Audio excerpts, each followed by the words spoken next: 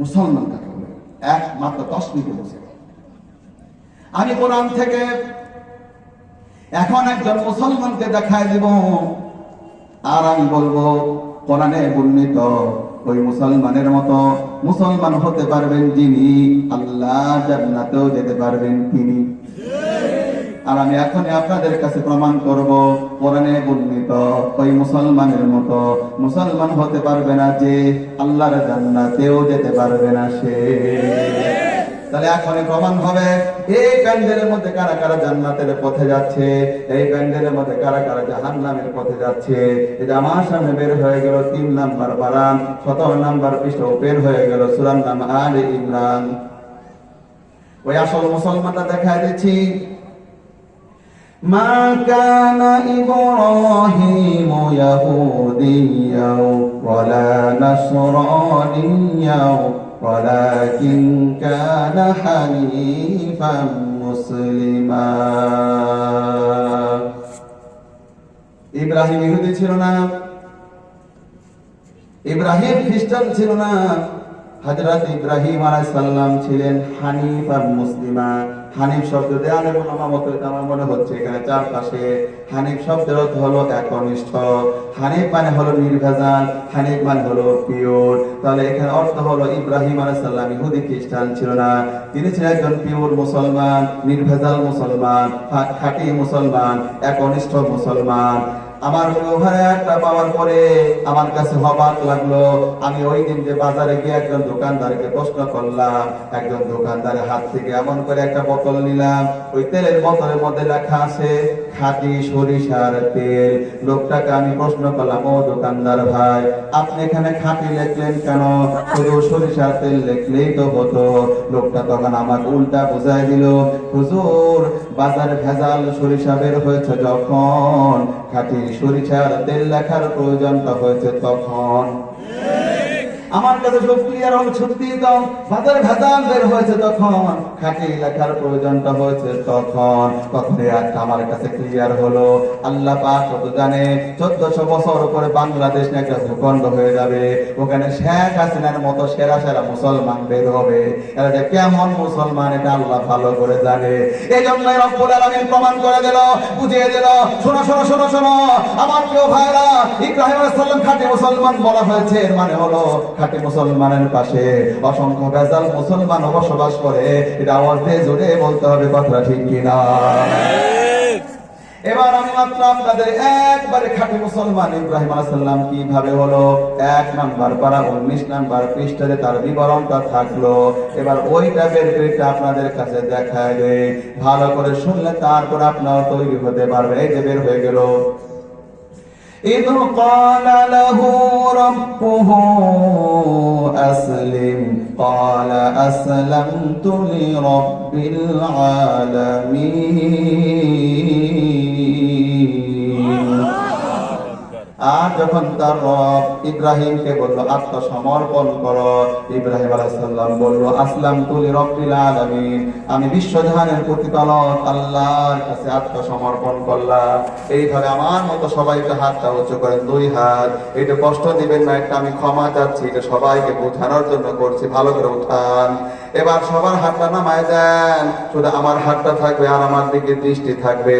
এই যে আমি যেমন আত্মসমর্পণ করেছি, এবার পিছন দিকে পুলিশ এসে বলল, ও আত্মসমর্পণকারী ডান দিকে যান, আমি ডান দিকে যাব, বাম দিকে যান, আমি বাম দিকে যাব, সামনে যান, আমি সামনে যাব। পুলিশ বলবে যা, আত্মসমর্পণকারীও করবে তা। এবার আসল মুসলমান বলা হয় কাকে? রব বলবে যখন যা, গোলাম করবে তখন তা। এমনটা করতে পারবেন যিনি, আসল মুসলমানটাও হতে পারবেন তিনি।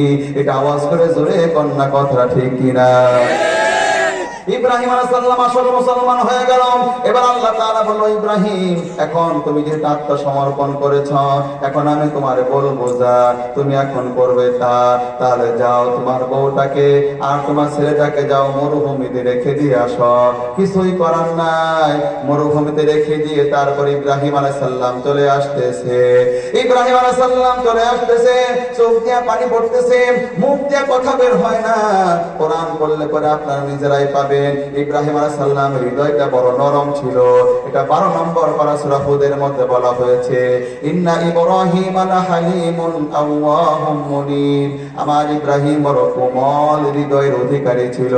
আমাদের নবীর হৃদয়টাও নরম আছে, এই জন্য কোরআনে আয়াত আছে, আপনি নিজেও পাবেন। ফাবিমা রাহমাতিন মিনাল্লাহি লিনতা লাহুম ওয়ালাউ কুনতা ফাযযান গালিযাল কলবি লানফাদ্দু মিন হাওলিক। হে নবী, তোমার হৃদয়কে একেবারে নরম বানিয়ে দিয়েছি। তোমার হৃদয় যদি শক্ত হতো, চতুর্দিক থেকে মানুষ সব ছিটকে চলে যেত। তাহলে নবীদের হৃদয় কত নরম ছিল। এরপরে কিছুই করার নাই, বউটাকে সন্তানটাকে মরুভূমিতে রেখে দিয়ে চলে যাচ্ছে, নিশ্চিত মৃত্যুর বুকে রেখে দিয়ে সামনে অগ্রসর হচ্ছে। পিছন দিকে হাজারা বলল, ও ইব্রাহিম, আপনার মতো ভালো মানুষ নাই, আপনি আমাদের রেখে গেলেন, একটু পানি নাই, একটু খাবার নাই, একটা গাছ নাই, এখানে শুধু মরুভূমি আর মরুভূমি, একটা মানুষ নাই, নিশ্চিত মৃত্যুর কূপে আমি পড়ে গেলাম।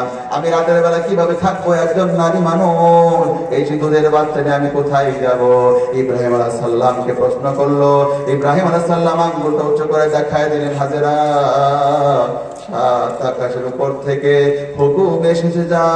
গোলাম ইব্রাহিম সঙ্গে সঙ্গে মান্য করছে, তা কিছুই করার নাই। একটু দূরে চলে গেল, 30, 29, 13 নম্বর পারা, 19 নম্বর পৃষ্ঠাটা পড়ে দেবে। সবগুলি দোয়াগুলি ওখানে আছে। আমার সময় না থাকার কারণে আমি আর ওখানে বলতে পারলাম না। বাড়িতে চলে গেল ইব্রাহিম আলাইহিস সালাম। দিন চলে যায়, সপ্তাহ চলে যায়, মাস চলে যায়, বছর চলে যায়। বহু বছর পর আল্লাহ পাক তাকে বললেন, ইব্রাহিম যাও যাও, তোমার বউটাকে, তোমার ছেলেটাকে মারি নাই। বিকেল বেলা আসলো, রাতের বেলা ঘুম পারলো, স্বপ্নের মধ্যে জানায় দিল নিজের ছেলেটাকে সকালবেলা জবে করে দেয়া লাগবে। ঘুম থেকে ওঠার পরে ইব্রাহিম তার ছেলেকে ডাকলো। দেখেন, আত্মসমর্পণ বড় হয় কাকে? রব বলবে যখন যা, গোলাম করবে তখন তা। করতে পারবেন তিনি, আসল মুসলমানটা হতে পারবেন তিনি। 1 ঘন্টা আমি আপনাদের সামনে বক্তব্য করলাম, নিজের আমি আপনাদেরকে দেখালাম, ইবলিস পর্যন্ত আল্লাহর বিশ্বাস করে কত আমি দলিল দেখালাম, আরো এভেলেবল দেখাতে পারি। বিশ্বাস করলে হবে কি? মন সুস্থ হলো। রব বলবে যখন যা, গোলামকে করতে হবে তখন তা। ইবলিস কি বললো? সেজদা কর, সেজদা করলো না। ইবলিসের ঈমান তার টিকলো না। এটা আওয়াজ দিয়ে জোরে কন্যা, কথা ঠিক কিনা? ইব্রাহিম আলাইহিস সালাম সকালবেলা ছেলেকে ডেকে বললেন, ইয়া বুনাইয়া ইন্নী আরা ফিল মানামি আন্নী আযবাহুকা ফানজুর মাযা তারা। হে কলিজার টুকরা সন্তান, আমি দেখলাম তোমাকে আমি জবে করতেছি, এবার তোমার মতামতটা কি? ডাইরেক্ট বলার পরে এবার ছেলে বলতেছে, ছেলে হয় 2 রকমের, একটা হয় সুসন্তান আর একটা হয় কুসন্তান। সুসন্তান কারা, কুসন্তান কারা এখনই প্রমাণ হয়ে যাবে।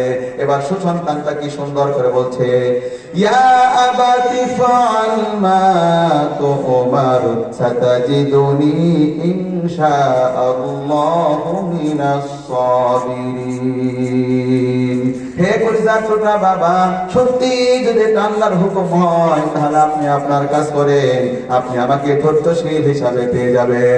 আমার প্রিয় ভাইরা, কি বুঝতে পারলেন? কি বুঝতে পারলেন? তাহলে এতক্ষণ আলোচনা করে আমি আপনারা কি বুঝাইলাম? সবাই আল্লাহকে বিশ্বাস করে আসল মুসলমান হবেন তিনি। রব বলবে যখন যা, গোলাম করবে তখন তা। ইতিহাস থেকে আমরা দেখতে পারলাম, আল্লাহর হুকুম মানতে গিয়ে ইসমাঈল তার কল্লাটা পর্যন্ত ফেলে দিতে চাইলো। আল্লাহর হুকুম মানতে গিয়া ইব্রাহিম আলাইহিস সালাম আগুনের মধ্যে ঝাঁপ দিল। আল্লাহর হুকুম মানতে গিয়া মুসা আলাইহিস সালাম সমুদ্র পাড়ি দিল। আল্লাহর হুকুম মানতে যাওয়ার কারণে বিশ্ব নবী পর্যন্ত দাঁতটা রাখতে পারলো না, সামনে আরো অগ্রসর হন। আল্লাহর হুকুম মানতে গিয়ে আমার প্রিয় ভাই নবীর চাচা আমির হামজা তার কলজাটা পর্যন্ত বিসর্জন দিয়ে দিল। সামনে আর অগ্রসর হলে আমরা দেখতে পাচ্ছি নবীর নাতি ইমাম হুসাইন রাদিয়াল্লাহু তাআলা আনহু কল্লাটা পর্যন্ত ফেলে দিল। কারবালার প্রান্তরে দেহটা এক প্রান্তে করে থাকলো, 10টা ঘোড়া পালাতে পালাতে টোটাল দেহের গোশত করে ছিন্ন ভিন্ন করে ফেল। একজন আল্লাহর পথ থেকে দূরে সরে যায় না। তার আজকের বক্তব্য থেকে আমরা থেকে সিদ্ধান্ত নিলাম, কোরআন থেকে বুঝতে পারলাম, আল্লাহর হুকুম মানতে পারবে যারা, আসল মুসলমান হতে পারবে তারা। আমরা বাংলার জন্য অগ্রসর হব, আমাদেরকে আর কেউ রুখে দিতে পারবে না, পাহাড় আমাদের দমন করতে পারবে না, সমুদ্র স্তব্ধ করতে পারবে না। আগুনের কন্ডলে পারে এই জমিনে কোরআনের রাজ একটা কায়েম করতে চায়, কারা রাজি আছেন? 2 হাত তুলে আল্লাহকে দেখাতে চায়।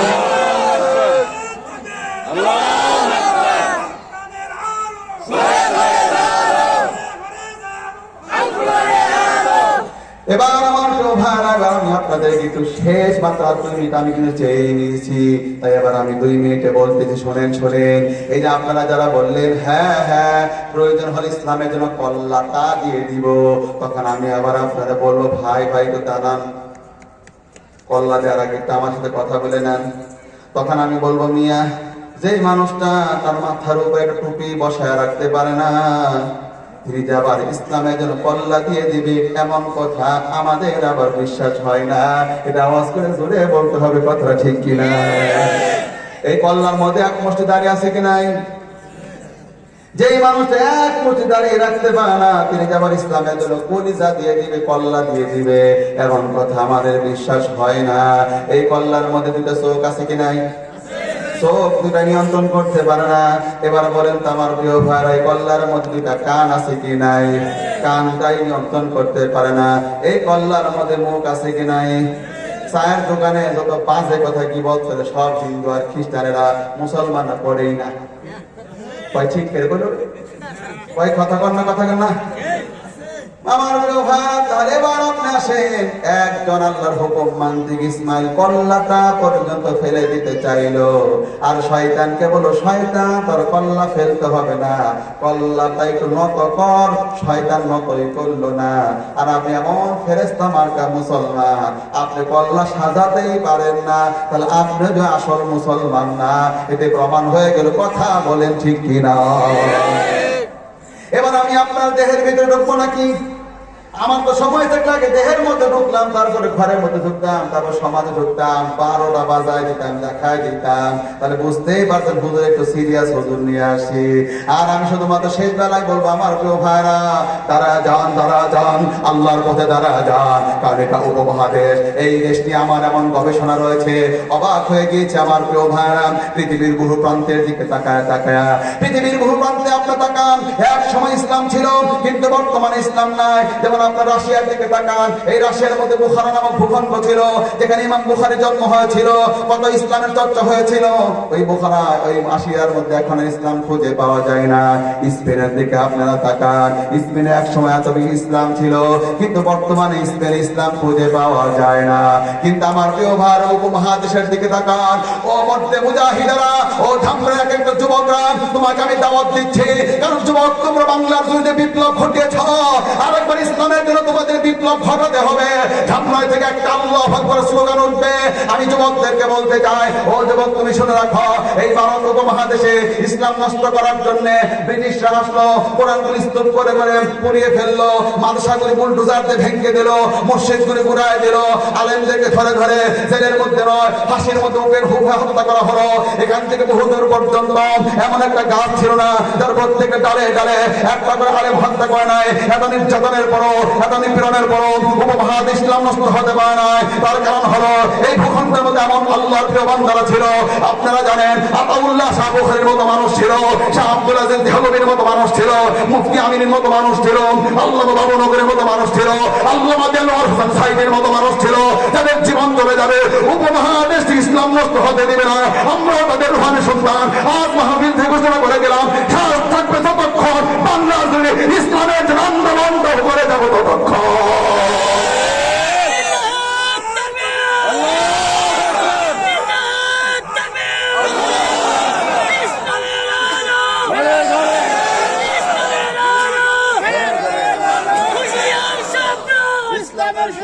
سبحانك اللهم وبحمدك أشهد أن لا إله إلا أنت أستغفرك وأتوب إليك। আল্লাহ দোয়া করছি আমার ভাইদেরকে আল্লাহর কথা আপনার কাছে কবুল করে নিন।